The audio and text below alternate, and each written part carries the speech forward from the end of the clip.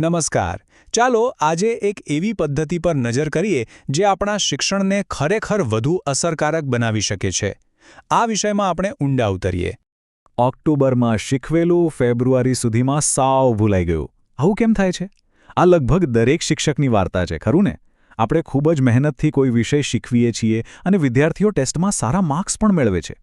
પણ પછી થોડા જ મહિનામાં એવું લાગે છે કે જાણે એ બધું જ મગજમાંથી ગાયબ થઈ ગયું હોય. આ પરિસ્થિતિ કેટલી નિરાશાજનક હોઈ શકે છે એ આપણે બધા જાણીએ છીએ. ખબર છે, આ અનુભવ એટલો બધો સામાન્ય છે કે એનું એક ખાસ નામ પણ છે, ધ ફર્ગેટિંગ ક્લિફ, એટલે કે ભૂલવારી ખીણ. બસ આ એક એવી ખીણ છે જ્યાં વિદ્યાર્થીઓનું જ્ઞાન સમયની સાથે સાથે જાણે નીચે સરકી જાય છે. જરા આ આંકડા પર નજર તો કરો. ખરેખર ચોંકાવનારા છે. યુનિટ ટેસ્ટ પછી તરત જ વિદ્યાર્થીઓ લગભગ 90% જેટલી નિપુણતા ધરાવે છે. પણ જુઓ, માત્ર 1 મહિના પછી શું થાય છે? એ આંકડો સીધો 40% પર આવી જાય છે અને 3 મહિના પછી તો ફક્ત 15%. આ સ્પષ્ટપણે બતાવે છે કે આપણી મહેનતથી શીખવેલું જ્ઞાન કેટલી ઝડપથી ઓછું થઈ શકે છે. તો પછી આનો ઉપાય શું? શું આપણે ખોટું શીખવી રહ્યા છીએ? ના, બિલકુલ નહીં. અહીં એક વાત સમજવા જેવી છે. સમસ્યા આપણી શીખવવાની પદ્ધતિમાં નથી, પણ અભ્યાસક્રમની ડિઝાઇનમાં છે.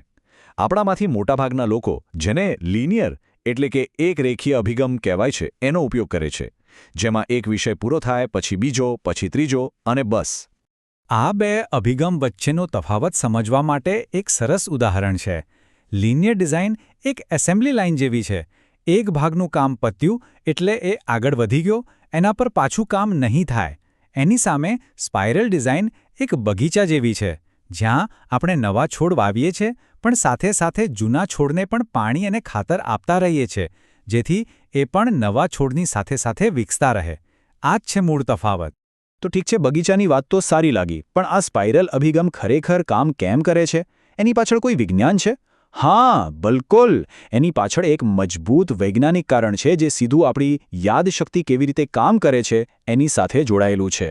આ સ્પાઇરલ સિલેબસ એટલા માટે જ કામ કરે છે કારણ કે એ લાંબા ગાળાના શિક્ષણના એક ખૂબ જ મહત્વના સિદ્ધાંતનો ઉપયોગ કરે છે, અને એ સિદ્ધાંતનું નામ છે સ્પેસ્ડ રિટ્રીવલ. હવે આ સ્પેસ્ડ રિટ્રીવલ એટલે શું? એકદમ સરળ ભાષામાં કહીએ તો એનો મતલબ છે કે કોઈ પણ માહિતીને થોડા સમયના અંતરે ફરીથી યાદ કરવાનો પ્રયત્ન કરવો. તમે એવું વિચારો કે આપણું મગજ એક જંગલ જેવું છે. જ્યારે આપણે કંઈક નવું શીખીએ ત્યારે એક નાનો કેડી જેવો રસ્તો બને છે.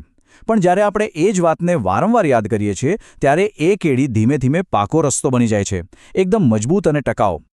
આ જુઓ, આ એ જ પ્રક્રિયા છે. જ્યારે આપણે પહેલીવાર કંઈક શીખીએ ત્યારે એ યાદનો રસ્તો એકદમ ઝાંખો હોય છે, પણ જ્યારે આપણે એને પહેલીવાર યાદ કરીએ છીએ ત્યારે એ રસ્તો થોડો મજબૂત અને જાડો બને છે, અને જેમ જેમ આપણે એને વારંવાર યાદ કરતા જઈએ એમ એ રસ્તો એકદમ પાક્કો, ઘાટો અને કાયમી બની જાય છે. બસ આ જ છે સ્પેસ્ડ રિટ્રીવલનો જાદુ.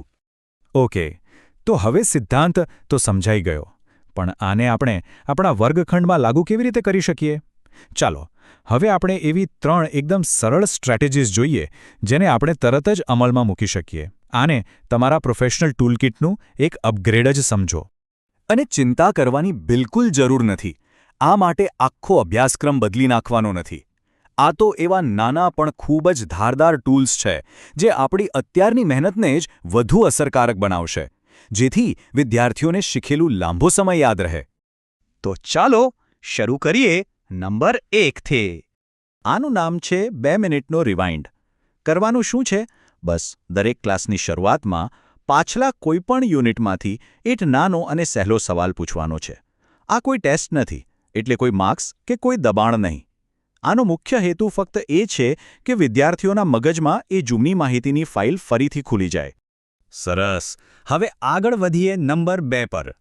આ સ્ટ્રેટેજી છે +1 અસાઇનમેન્ટ. આમાં શું કરવાનું છે? તમે જ્યારે પણ નવું હોમવર્ક આપો એમાં જૂના કોઈ યુનિટમાંથી ફક્ત એક દાખલો કે એક પ્રશ્ન ઉમેરી દો. જેમ કે તમે જટિલ સમીકરણો શીખવી રહ્યા હોવ તો સાથે બેઝિક બીજગણિતનો એક સાદો દાખલો આપી દો. બસ આટલું જ. આ નાનકડો ઉમેરો એમના પાયાને સતત મજબૂત કરતો રહેશે. અને હવે આપણી ત્રીજી અને છેલ્લી સ્ટ્રેટેજી. આને કહેવાય છે જોડાણનો પ્રશ્ન. જ્યારે પણ તમે કોઈ નવો પાઠ શીખો ત્યારે વચ્ચે ક્યાંક વિદ્યાર્થીઓને પૂછો, તમને યાદ છે આપણે ગયા મહિને પેલા વિષય વિશે જે શીખ્યા હતા એની સાથે આ નવી વાત કેવી રીતે જોડાઈ છે? આનાથી શું થશે? આનાથી વિદ્યાર્થીઓ માત્ર અલગ અલગ વિષયોને ગોખશે નહીં, પણ એમના વચ્ચેનું જોડાણ સમજતા શીખશે. અને આ જ સાચી સમજણ છે. તો આ હતી 3 સ્ટ્રેટેજીઝ. હવે સવાલ એ છે કે આટલી બધી માહિતી પછી આપણું પહેલું નાનું પગલું શું હોવું જોઈએ? એક વાત ખાસ યાદ રાખજો, આ બધું વધુ મહેનત કરવા માટે નથી. આ તો આપણી જે મહેનત છે એને વધુ અસરકારક બનાવવા માટે છે. કારણ કે જ્યારે આપણું કરેલું કામ વિદ્યાર્થીઓના મગજમાં લાંબો સમય ટકે છે, ત્યારે વારંવાર એ જ વસ્તુ શીખવાનો આપણો સમય અને શક્તિ બંને બચે છે. આ આપણી મહેનતનું સાચું વળતર છે. તો ચાલો એક નાનકડો સંકલ્પ કરીએ. જરા વિચારો, આવતીકાલે તમારા ક્લાસમાં એવો કયો એક જૂનો કોન્સેપ્ટ છે જેને તમે ફક્ત 1 કે 2 મિનિટ માટે ફરીથી યાદ કરાવી શકો છો? બસ એક નાનકડો પ્રશ્ન કે એક ઝડપી ચર્ચા. શરૂઆત કરવા માટે આટલું જ પૂરતું છે. આપ સૌ શિક્ષકો જે કામ કરી રહ્યા છો તે અદ્ભુત છે. Keep coaching teachers.